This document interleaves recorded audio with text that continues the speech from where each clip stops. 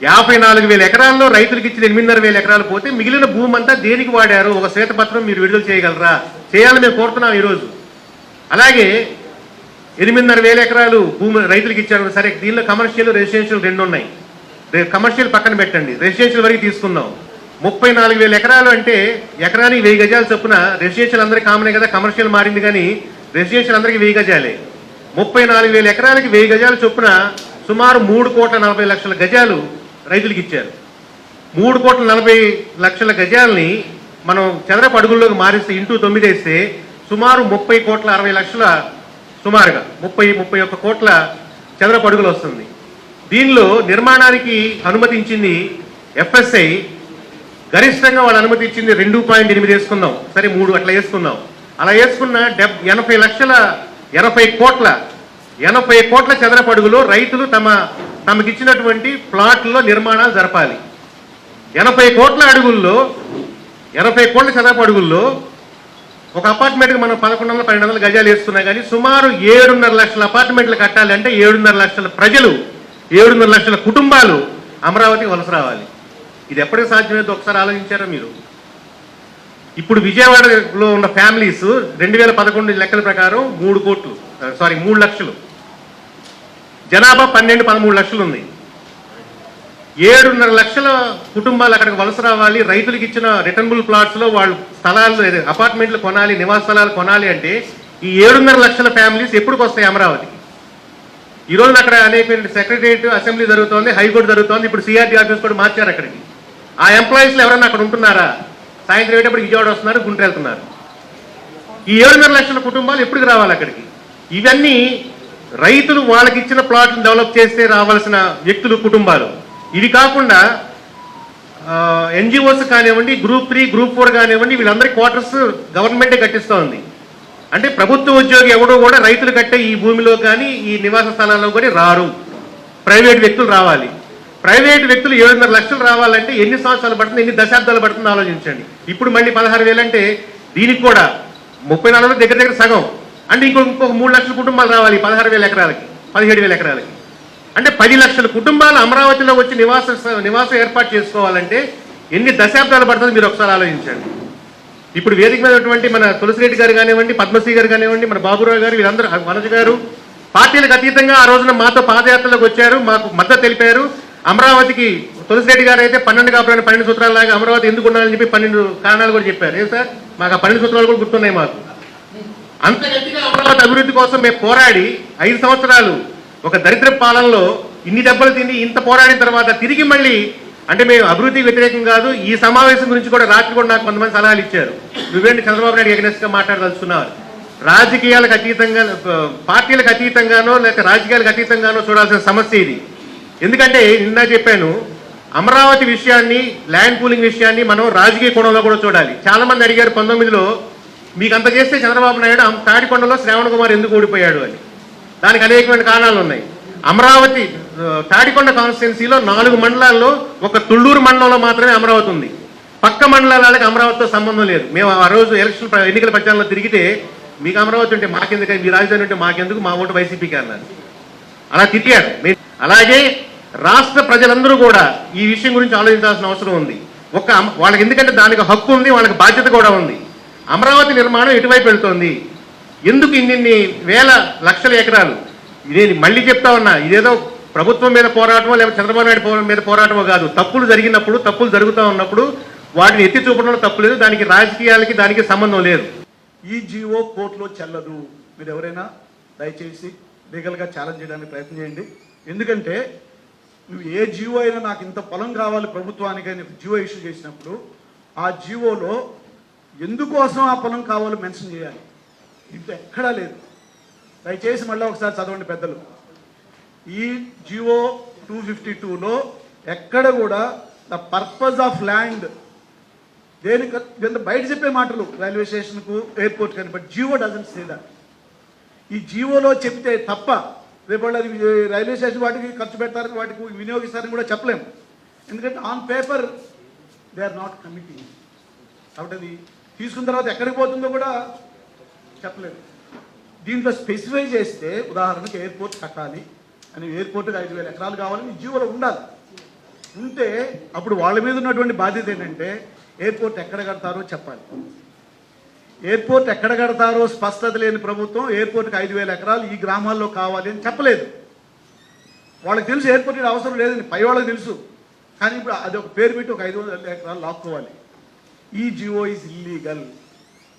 ఈ జియో ప్రకారం గ్రామాల్లో భూ సమీకరణ చేయడానికి ప్రభుత్వానికి హక్కు లేదు. ఎందుకంటే ఈ 16,000 పైచులకి ఎకరాలను తీసుకునేది ఏ ప్రయోజనానికి వాడుతున్నావో చెప్పకుండా రైతుల దగ్గర భూమి తీసుకోవడానికి ప్రభుత్వానికి హక్కు లేదు. కాబట్టి దీన్ని మీరు ప్రశ్నించండి, కోర్టులో ఛాలెంజ్ చేయండి. ఇది కోర్టులో ఒక జడ్జి సరిగా దీని మీద పెడితే ఒక అరగంటలో దీన్ని డిస్మిస్ చేయొచ్చు, జియో చెల్లదు అని. అప్పుడు ప్రభుత్వం తిరిగి జియో ఇవ్వచ్చు, అధికారం ఉంది. కానీ స్పెసిఫై చేయాలి. ఈ 16,000 ఎకరాలు దేనికి ఖర్చు పెట్టినావు? 1, 2, 3, 4 టోటల్ 1,600 రాగా అది చెప్పకుండా జియో ఇచ్చి simply CRDA is authorized. What is authorized? ఎవడు సిఆర్డిఏ? ఈ జియో అడ్డం పెట్టుకుని పల్లెలోకి వస్తే నువ్వు దేనికి ఖర్చు పెట్టినావు అంటే మంత్రి ఎయిర్పోర్ట్ అన్నా అండి, ఇంకొక మంత్రి నో, అది చెల్లదు. ఆన్ పేపర్ ఉండాలి.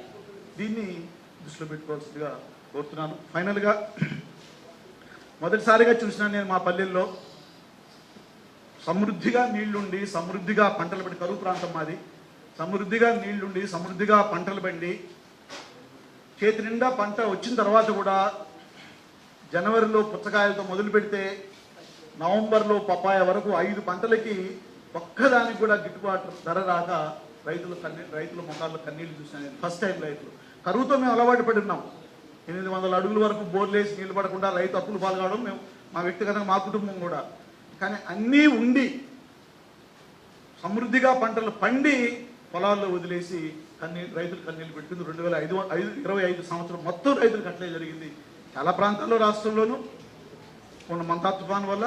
బట్ మా ఏరియాలో ఆ రైతులకు ఒక్కరికన్నా ఒక ఎకరాకు 10,000 సహాయం చేసింది ఈ ప్రభుత్వం, ఒక్క రైతు కన్నా.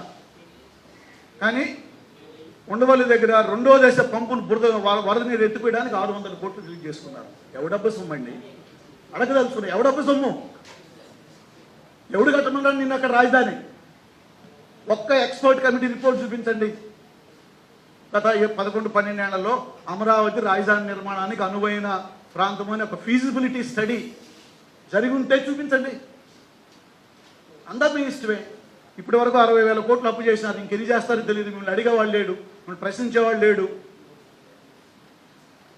ఈ పంటలు నష్టపోయి కన్నీళ్ళు పెట్టుకున్న రాష్ట్ర రైతులు అందరూ నీ అప్పులు తీర్చాలి ఇప్పుడు. ఎందుకంటే ఇది రాష్ట్ర బడ్జెట్ మీద అప్పు. ఇది ఇక్కడ మాత్రం రోజుకు ఒక ఏజెన్సీ నుంచి 1,000 కోట్లు అప్పులు తెచ్చి రోజుకు ఒక డ్రైన్ పేరుతోనో, ఒక రిజర్వాయర్ పేరుతోనో, ఒక ఎత్తిపోతల పేరుతోనో అమరావతి మీద ఖర్చు పెడుతున్నాం. తులసీధర్ గారు చెప్పింది వాస్తవం. రాయలసీమలో చాలా అసహనం ఉంది ఈరోజు. ఆ అసహనాన్ని నేను వ్యక్తం చేస్తున్నాను ఆ ప్రాంతం నుంచి వచ్చినవాడిగా. బట్ నేను ఒక ప్రాంతీయ విద్వేషాన్ని రెచ్చగొట్టడానికి మాట్లాడడం లేదు. నేను ప్రపంచం చాలా చూశాను, ఒక పరిశోధకుడుగా, ఒక స్టూడెంట్గా. బట్ ఇలాంటి వాళ్ళు చేసే చర్యల వల్లే ఈరోజు హైదరాబాద్ వదిలేసి వచ్చినాం. రాష్ట్ర విభజనలో ఇప్పుడున్న ముఖ్యమంత్రి పాత్ర తక్కువేం కాదు, దయచేసి గుర్తుపెట్టుకోండి. ఈరోజు ప్రాంతీయ వైషమ్యాలు, ప్రాంతీయ విభేదాలు పెరుగుతున్నాయి ఆంధ్రప్రదేశ్లో అంటే అమరావతిలో జరుగుతున్నటువంటి మోసం ప్రధాన కారణం. అక్కడ రైతులు మోసపోయినారు, రాష్ట్ర ప్రజలు మోసపోతున్నారు. ఇప్పుడు రాజధాని 11 ఏళ్లలో ఇలా ఉండటానికి ప్రధానమైనటువంటి ముద్దాయి కేంద్రము, మోడీ. రాష్ట్రంలో అప్పుడు బీజేపీ ఉంది, రాష్ట్రంలో ఇప్పుడు బీజేపీ ఉంది, కొత్తగా జనసేన కూడా తోడయ్యింది. ఈ 7 ఏళ్ల పాలనలో సాగించిన ఎన్డీఏనా, టీడీపీనా, ఈ పార్టీలు వీళ్ళు ముద్దాయిలే. అందుకనే రాష్ట్రం సమగ్రంగా అభివృద్ధి చెందకపోవటానికి, రాజధానికి దుస్థితి రావటానికి వీళ్ళు బాధ్యత వహించాలి. ఇటువంటి సమయంలో 11 ఏళ్ల తర్వాత భూములు ఇచ్చిన రైతుకి అభివృద్ధి సంగతి వదిలేద్దాం, తన ప్లాటు ఎక్కడుందో ఇంతవరకు తెలియనటువంటి దుస్థితిలో ఉంది. ఇంకా మేము 44,000 ఎకరాలు తీసుకుంటామని జనాన్ని నమ్మించడం అంటే కళ్ళ ముందు కనపడతా ఉంది. అంతకుముందు తిరుపతిరావు గారికి కనపడే అవకాశం లేదు, ఎందుకంటే అదే పూలింగ్ కాబట్టి. పూలింగ్ జరిగి ఇప్పటికి కనపడుతున్న తర్వాత ఇంకా ఈరోజు 2వ దశ, 3వ దశ, ఎన్ని దశలు ఉంటాయో ఎవరికీ తెలియదు. 44,000 ఇప్పుడు మనం అంటున్నాం. తుది దశ లేదు ఎక్కడ. సెకండ్ థర్డ్ అందరూ చెప్తున్నారు ఏమని, రాజధాని అమరావతి అభివృద్ధి అన్స్టాపబుల్ అంటున్నారు.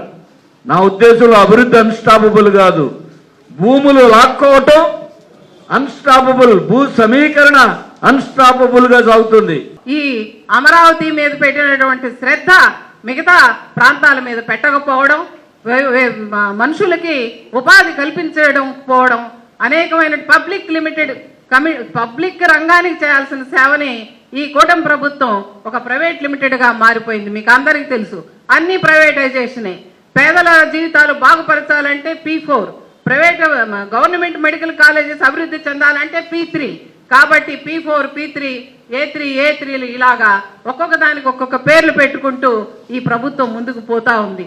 కాబట్టి అమరావతి రెండో భూసేకరణే కాదు, కరేడు భూసేకరణ 8,450 ఎకరాలు తీసుకున్నారు ఇండోసాల్ కంపెనీకి. కాబట్టి ఇటువంటి భూసేకరణలకి వ్యతిరేకంగా ఆంధ్రప్రదేశ్లో ప్రజలు, ప్రజా సంఘాలు, మేధావులు ధైర్యంగా నోరు తెరిచి ముందుకు రావాలని చెప్పేసి కోరుకుంటూ, ముఖ్యమంత్రి గారికి మేము సవినీయంగా విజ్ఞప్తి చేస్తా ఉన్నాం.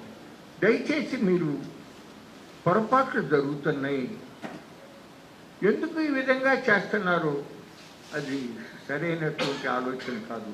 నేను ఒక ఉదాహరణ చెప్తానండి. అభివృద్ధి జరగాల్సిందే. ఇక్కడ ఉన్న ఏ ఒక్కడమైనా మనం అభివృద్ధికి వ్యతిరేకమా? కిందసారి 2014 నుంచి 19 వరకు ఉన్నప్పుడు పవిత్ర సంగమం, ఇబ్రహీంపట్నం దగ్గర పవిత్ర సంగమం నుంచి అవతల పక్క ఉద్దరాయనపాలెం దగ్గరికి ఐకానిక్ బ్రిడ్జ్ నిర్మాణం చెయ్యాలి.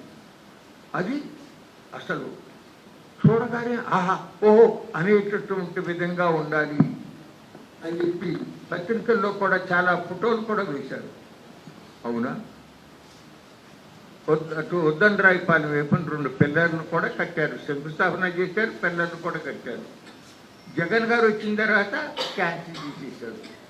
క్యాన్సిల్ చేసి ఆ పిల్లర్లు కనపడతా ఉంటే ఈయన టేకప్ చేయలేదు అని మళ్ళీ జనంలో ఏమన్నా రియాక్షన్ వస్తుందేమోనని కనపడకుండా కొట్టి పారేశారు శుభ్రంగా. పైకి కనపడవట అయిపోయింది. ఓకే, ఇప్పుడు అక్కడ పులిచింతల ప్రాజెక్ట్ ఉంది. పులిచింతల ప్రాజెక్టు మీదుగా యువతల కృష్ణా జిల్లా నుంచి అవతల గుంటూరు జిల్లాకు వెళ్ళొచ్చు. అది అట్లా ఉండగా ఇప్పుడు ముత్యాల నుంచి మాదిపాడు అనేటటువంటి గ్రామానికి నబార్డు నిధులతో అప్పుడు బ్రిడ్జి కట్టాలని చెప్పి దానికి కూడా ఫౌండేషన్లు వేశారు, కొన్ని పిల్లర్లు అయ్యో మొదలు పెట్టారట పదులు. ఇంతకు ముందు మరి మూలపాడు రాయపూడికి బ్రిడ్జి, ఐకానిక్ బ్రిడ్జి ఇప్పుడు అది పోయింది. ఇబ్రహీంపట్నం దగ్గర బ్రిడ్జి సంగతి పోయింది. ఇప్పుడు కొత్త ఇదేంటంటే మూలపాడు నుంచి రాయపూడి దగ్గరికి బ్రిడ్జ్ అని.